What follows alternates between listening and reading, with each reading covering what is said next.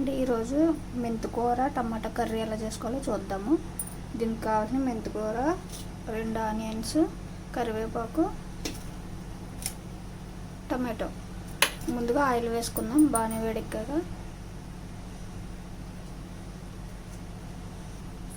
Oil వేడెక్కింది కదండి, onions వేసేసుకుందాం. ఆనియన్స్ వేగుతున్నాయి కదా, ఇందులోనే జీలకర్ర వేసేసుకున్నాం. ఒకసారి వేసేసుకున్నాం.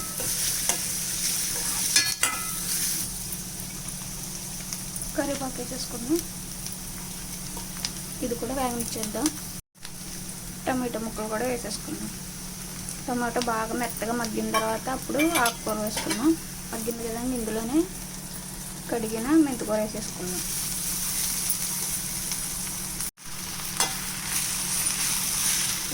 మెంతికూర అన్నీ మగ్గిపోయేదాకా మూత పెట్టేసుకున్నాం.